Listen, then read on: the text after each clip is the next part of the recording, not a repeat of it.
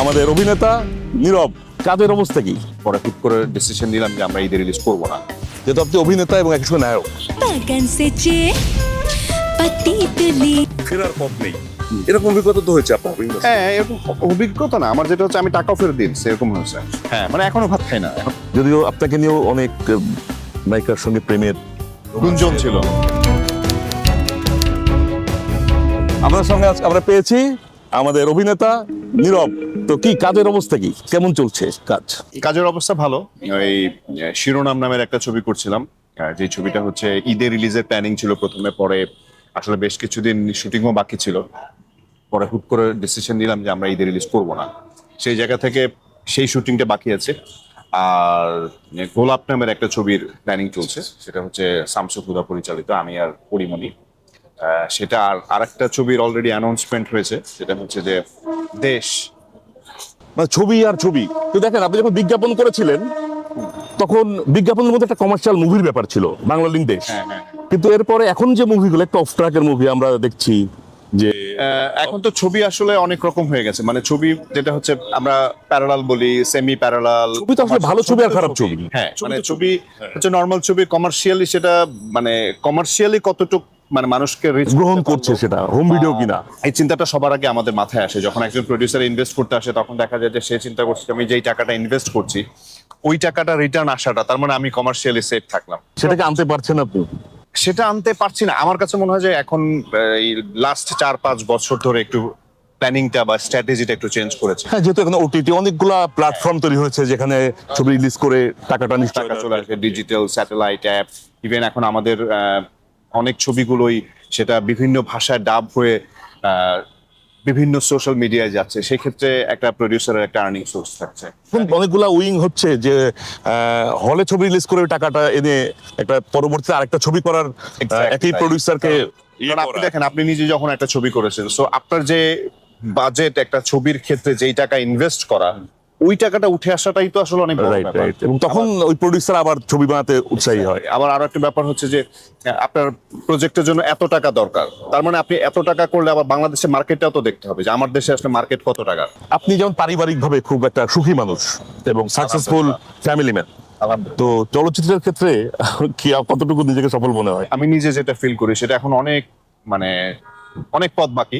সর্বপ্রথম অডিয়েন্স কি জাজমেন্টে আমাকে রাখছে, কতটা জাজমেন্টে, বাট আমি আমার নিজের জাজমেন্টে অনেক বেশি করতে চাই, এবং সেই কারণে দেখা যাচ্ছে লাস্ট কয়েকটা কাজে আমি নিজেকে অনেক চেঞ্জ করার একটা প্ল্যানিং করছি। সেই ক্ষেত্রে গল্প সিলেকশন থেকে শুরু করে লুক চেঞ্জ থেকে শুরু করে, যে আসলে আমি যখন গল্পটা প্রথমে একটা গল্প শুনি, সেই গল্পটা আমি আসলে কতটুকু নিজেকে চেঞ্জ করতে পারবো, বা আমি যেই ছবিটা করছি সেই ছবিটা থেকে নিজের লুকটাকে কতটুকু চেঞ্জ করতে পারবো। মানুষ এখন এগুলো দেখে, কিন্তু সেটা হলিউড আপনি বলিউড। যেমন একটা মিমি চক্রবর্তীর সঙ্গে একটা গান করেছিলেন আপনি, হ্যাঁ এটা তো আমি নিজে দেখেছি এবং মানুষ খুব পজিটিভ, একটা সবাই খুব প্রশংসা করেছে, আমি শুনেছি। হ্যাঁ হ্যাঁ হ্যাঁ।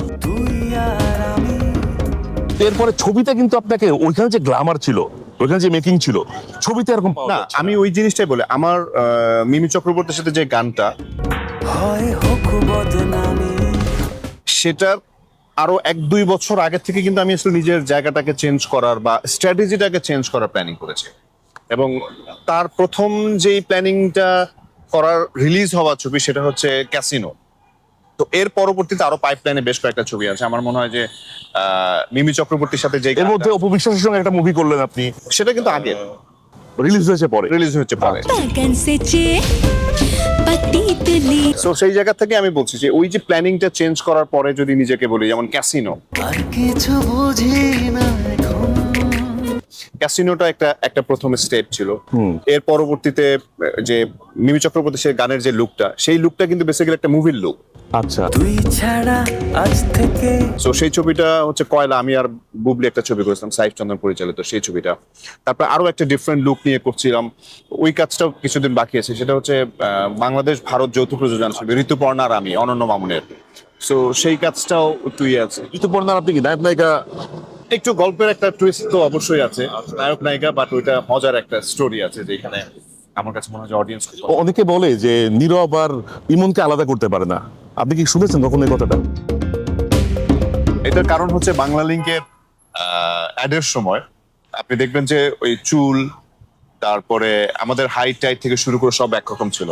আবার আপনি দেখবেন যে যারা যেই ঘরনায় থাকে ওদেরকে সব একই রকম লাগে, কিন্তু আপনি এফডিসির কিছু মানুষ আছে যাদেরকে দেখলে কিন্তু মনে হবে যে ওরা এফডিসির, মানে আপনি কি নিজেকে এফডিসির মনে করেন না? অবশ্যই মনে করি এবং আমি তো এটা প্রাউড ফিল করি। কারণ আমরা দেখছি শাকিব খানও কিন্তু আগে সংখ্যা প্রচুর ছবি করতেন, কিন্তু এখন সংখ্যা কমিয়েছেন, সংখ্যা করেছেন। So, মান আপনি- বাড়িয়েছেন। আপনি দেখেন যদি বছরে 2 বা 3টে ছবি করে, এখন সাকিব ভাই লাস্ট ছবিতে যদি 3 কোটি টাকাও নেয়, তাহলে সেক্ষেত্রে হয়তো 6 কোটি অথবা 9 কোটি টাকা, হ্যাঁ, মানে ইয়ারলি ইয়ারলি ইনকাম। হ্যাঁ, তো সেই ক্ষেত্রে একটা শাকিব খান এত বড় সুপারস্টার, তার তো আসলে অনেক টাকা উচিত ছিল। শাকিব খান কি মেগা স্টার। হ্যাঁ। তারপরে ধরুন এই যে জায়েদ খান ডিগবাজি স্টার, আবার বাপ্পি নিজেকে সে বলে যুবরাজ। তো বিভিন্ন আরেফিন শুভর ব্যাপারে বলে ড্যাশিং হিরো। আপনি কোন বিশেষায়িত? না, আমার বিশেষায়িত আসলে আমি নিজেকে কাজের জায়গা থেকে আমার নিজেকে আমি কোনো বিশেষণ দিতে চাই না। হিরো নীরব না অভিনেতা নীরব? দুটোই থাকবে। আমার কাছে মনে হয় যে অবশ্যই সেটা অভিনয়টা তো থাকতেই হবে, অভিনয়টা না থাকলে তো আসলে কাজ করার। তো আমরা এই অনুষ্ঠানের মাধ্যমে আজকে ঠিক করি এটা যে নীরব এই হিরো না, এটা আমার কাছে মনে হয় যে আমি আপনি ঠিক করাটা ঠিক হবে না। না, আমরা দর্শকের কাছে ছেড়ে দিই যে দর্শক কিভাবে বিষয়টা গ্রহণ করে। দর্শক কিভাবে গ্রহণ করে, বাট আমার মনে হয় যে আরো যে কাজগুলো সামনে আসছে তখন ওগুলো দেখলে তাদের আসলে, তখন নির্ধারণ করবে দর্শক। কারণ হয় না যে আগে হুটহাট করে অনেক কাজ করা হয়েছে, বাট এগুলো আসলে বুঝে না বুঝে, হয়তো বুঝে করা হয়েছে। এখন আসলে আমাকে যে সে বলবে আমি বুঝে ফেলবো, মানে জিনিসটা এত সহজ না। আবার কাজের মানে পথ পরিক্রমায় যে অভিজ্ঞতা অর্জন হয়েছে, সেখানে একটা কাজ শুনে Exactly. বুঝে ফেলা, এটাও তো আমার কাছে মনে হয় যে এটা আমার আপাতত সবচেয়ে বড় অ্যাচিভমেন্ট। আচ্ছা। যে মনে করেন একজন ডিরেক্টর এসে আমাকে একটা গল্প বলবে যে নীরব ভাই আমি এটা করে ফেলবো, আমি এই প্ল্যানিং এটা করতেছি এই করতেছি, আমি তো ওনাকে দেখলেই আগে সহজে কনভিন্স হতেন, ওটা এখন হ্যাঁ, এখন ওনাকে আমি দেখলেই বুঝবো যে উনি আসলে কতটুকু বলতেছে, যতটুকু তার কত পার্সেন্ট Execution করতে পারবে সে। করতে পারবে। আচ্ছা। এই মিডিয়াতে আমরা একটা জিনিস দেখি যে মিডিয়ার মানুষ যারা সংসার জীবনে খুব আনহ্যাপি, সংসার ভেঙে যায়, সেই তুলনায় আপনি যথেষ্ট পরিমাণ সংসারী মানুষ, সংসারে সাকসেসফুল মানুষ। এই সংসার ভেঙে যাওয়া বা সহকর্মীদের সাথে প্রেম এবং এইটা নিয়ে যে স্ক্যান্ডাল, এই বিষয়টাকে আপনি কিভাবে দেখেন? আমার কাছে মনে হয় যে আমি প্রথমে নিজের জন্য আলহামদুলিল্লাহ বলবো যে আমার একদম আমি আমার জায়গা থেকে ফ্যামিলির লাইফে অনেক হ্যাপি, এবং অন্যান্য যেই জিনিসগুলো হয় আসলে আমার মনে হয় যে এগুলো আনএক্সপেক্টেড এবং ঠিক না, এবং মানে এটা আসলে কিছু বলেন নাই। না, কিন্তু মানুষ, এই যে মানুষের আগ্রহের জায়গাটা, হ্যাঁ। তো এখান থেকে কি আপনার ভিতরে ওই দায়িত্ববোধের জায়গাটাও তো নিশ্চয়ই তৈরি হয়? যদিও আপনাকে নিয়েও অনেক নায়িকার সঙ্গে প্রেমের গুঞ্জন ছিল। গুঞ্জন, এবং সত্যতাও বিভিন্ন সময় দেখা গেছে, বিভিন্ন লং ড্রাইভে যাওয়াটাও। না, আমার কাছে মনে হয় যে ওগুলো আসলে পাস্টের বিষয়গুলো হিসাব করে লাভ নাই। পাস নিয়ে না প্রেজেন্ট বলেন, আজকে ভাবি ধরেন দেখলো না, কিন্তু না, আপনি না বলেন দেখলেও কোন কোন মানে- নায়িকার সঙ্গে আপনার মানে গভীর প্রেম ছিল? আমার সাথে আসলে কাজ ছাড়া কোনো প্রেম ছিল না, মানে আমি কাজটাকে অনেক বেশি ভালোবাসতাম, কাজের সাথে প্রেম ছিল। কাজের সাথে প্রেম। এটা একটা সময় শোনা যায় যে সারিকার সঙ্গে আপনার প্রেম, অবিশ্বাসের সঙ্গে প্রেম, ঋতুপর্ণার সঙ্গে প্রেম, তার সুচরিতার সঙ্গে প্রেম, এইগুলা আমার কাছে মনে হয় যে এগুলো যারা দর্শক দেখবে, মানে দেখবে এবং শুনবে, অডিও তাদের কানে পৌঁছাবে, তারাও আমার মতো হেসে দিবে। এবং এটা ভালো, আমার কাছে মনে হয় যে এই গুঞ্জন থাকাও ভালো। অনেক সময় দেখা যাচ্ছে এটা আমরা ছোটবেলা থেকে শুনে এসেছি এবং মানে এটা সম্পর্কে ধারণা আছে যদি কোনো গুঞ্জন না হয় তাহলে ইচ্ছে করে গুঞ্জন এই যে করার প্ল্যানিং ছিল। ধরেন সুচরিতার সঙ্গে আপনার যে প্রেমের গল্পটা, এটা এই যে এটা গুঞ্জন আছে, এর সত্যতা কতটুকু? এটা একদম জিরো। যদি এটা হয়ে থাকতো সেটাকে কিভাবে দেখতেন? প্রথমত হচ্ছে যে গুঞ্জনটা ওই যে বললাম যে মানুষ আসলে মনে হয় যে এটা কোনো ম্যানমেড কোনো কিছু হতো, যে কোনো একটা কারণে গুঞ্জন ক্রিয়েট করা। প্রেমে বিশ্বাসী না? না, কাজে বিশ্বাসী। আচ্ছা, এটা একটা কথায় শোনা যায় যে গভীর রাতে আপনারা সিন্ডিকেট করে একটা বিশেষ জায়গায় আড্ডা দেন। কোথায়? তো আমি জানি না, গুলশানের কোনো জায়গায় টায়গায় এরকম আছে? না, আমার আমার আমার খুব গুটি কয়েক জায়গায় আমি আড্ডা দিই। সেটা হচ্ছে একটা কফি শপ আছে, যেমন এগুলো এখন তো নাম বলে ব্র্যান্ডিং হয়ে যাবে, তারপরে বলে যেমন গ্লোরিয়া জিন্স বা চকলেট রুম, তারপরে সাও পাওলো, এই তো মানে ওই মোল্লাদ্দোর মসজিদ, আমার দৌড়, এই 2-3টা জায়গা। আপনি মাঝখানে একটা ইন্টারভিউ দিয়েছিলেন যে আপনি ভাত খাওয়া off করে দিয়েছেন। হ্যাঁ, মানে এখনো ভাত খাই না, এখনো ভাত খাওয়া, মানে এক হচ্ছে যে কন্ট্রোলিংটা, আর ভাত খেলে যেটা হয় আমার মনে হয় যে মানে আমি খুব তাড়াতাড়ি ওয়েট গেইন করে ফেলাম। তাহলে আপনি কতদিন ভাত খান না? মানে ওইভাবে 3 বেলা ভাত খাই না মনে হয় অনেক বছর। মানে সেটা 3 মাস 4 মাসে একবার ভাত খান? মানে 3 বেলা খাওয়ার যে একদম হয় না, মানে 2 বেলা হয়তো সকাল দুপুর বেলা ভাত খাওয়া, রাতে ভাত খাওয়া, এইটা মনে হয় অনেক বছর। আচ্ছা, তাহলে আমরা তো এটা এই যে এই প্রোগ্রাম টাইটেল এরকম করতে পারি যে ভাত খান না নীরব হোসেন। হ্যাঁ, মানে এটা মানে ভাত খাই না আসলে ওইভাবে। ভাত খান না নীরব হোসেন, হ্যাঁ। ভাত, আচ্ছা, বাঙালি মাছে ভাতে বাঙালি, মাছ খান। মাছ খাই, বাট আমি ইলিশ মাছ ফ্রাই খেতে পছন্দ করি। উপবিশ্বাস এবং বুবলি আপনি দুজনের সাথে কাজ করেছেন এবং লাকলি আপনি দুজনেরই নায়ক। তো তাদের সাথে আলাদা আলাদা করে যদি বলা হয় দুজনের সাথে কাজের অভিজ্ঞতা কি? আমার জীবনের প্রথম ক্যামেরার সামনে তার সাথে, মানে সিনেমার ক্ষেত্রে, এবং সবচেয়ে মানে খুব এক্সপিরিয়েন্সটা বেশি ভয়ঙ্কর ছিল এই কারণে যে গান দিয়ে শুরু, তাও আবার রোমান্টিক একটা সং, এবং আমি তাকে জীবনের প্রথম দেখেছিলাম মানে শুটিং স্পটেই। কত সাল এটা? এটা 9-এ। তখন তিনি শাকিব খানের স্ত্রী। হ্যাঁ, মানে অ্যানাউন্স হয়, Announce হয়নি কিন্তু স্ত্রী, হ্যাঁ। বাট ওই ছবিতে শাকিব ভাই ছিল, আমি শাকিব ভাই আর অপু বিশ্বাস। খুবই ভালো। আর হয় না যে একটা কো আর্টিস্ট যখন ভালো অ্যাক্টিং করে বা ভালো অ্যাক্ট্রেস হয়, অনায়াসে কিন্তু নিজের অ্যাক্টিংটাও ভালো হয়ে যায়। এটা আমি 2-1 জনের সাথে কাজ করতে গিয়ে দেখেছি। মানে এর মধ্যে ঋতুপর্ণার নাম অবশ্যই না বললেই না। এবং শোনার পরে মামুন ভাই বললো যে এটা ঋতুপর্ণা।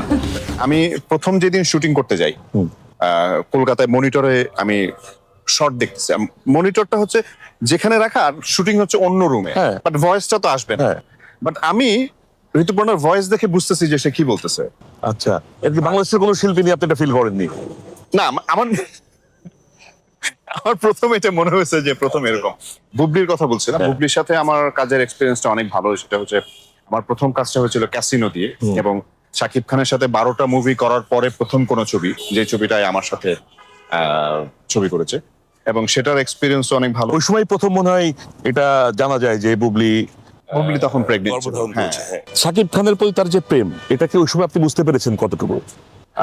কোন সময় শুটিং এর শুটিং এর সময় মানে হয় না, আলোচনায় কো আর্টিস্টের সঙ্গে আড্ডা হয়, আলোচনা হয়, সেখানে শাকিব খান তাকে ফোন করছে, কেয়ার করছে, বা সে খোঁজ নিচ্ছে, না, এই এরকম কোনো জিনিসগুলো ব্যাপার? তখন আসলে ওইভাবে হয় না, কারণ আমার মনে হয় যে তখন ওইভাবে করে খুব বেশি আড্ডা বা খুব বেশি গল্প ওইভাবে হয়নি। ব্যবসা এবং অভিনয় প্যারালালি এবং চলছে। নতুন একটা ব্র্যান্ড লঞ্চ করছি, আচ্ছা, মানে সেটা হচ্ছে ফ্যাশন ব্র্যান্ড, যেটার নাম হচ্ছে ভালো। ভালো যাক, ভালোর জন্য আমরা ভালো কামনা করি এবং শুভকামনা করি। আপনি হয়তো জানেন যে এই ছবির কোনো ভবিষ্যৎ নাই, কিন্তু ছবিতে চুক্তিবদ্ধ হয়ে গেছেন, ফেরার পথ নেই, এরকম অভিজ্ঞতা তো হয়েছে আপনার? হ্যাঁ, এরকম অভিজ্ঞতা না আমার, যেটা হচ্ছে আমি টাকাও ফেরত দিন এরকম হয়েছে। শুটিং এ যাওয়ার পর? না, শুটিং এ যাওয়ার পরে না। আমি বলছি যে আমাকে অ্যাডভান্স করা হয়েছে, এবং আমি এবার মানে আমাকে যখন যে একটা নায়িকার কথা বলে আমাকে নেওয়া হয়েছে, তারপর আমি যখন দেখলাম যে না, নায়িকা আর একজন চেঞ্জ হয়ে গেছে, তখন সে মানে প্রডিউসার বা ডিরেক্টর নতুন নাম মানে নাটক বানাচ্ছে যে না এটা আসলে ও পেইন দিবে বা এইটা করবো ওইটা করবো, তখন আমি বলছি ভাই টাকা নিয়ে নেন। মানে ওই সততার জায়গাটা আপনার মধ্যে?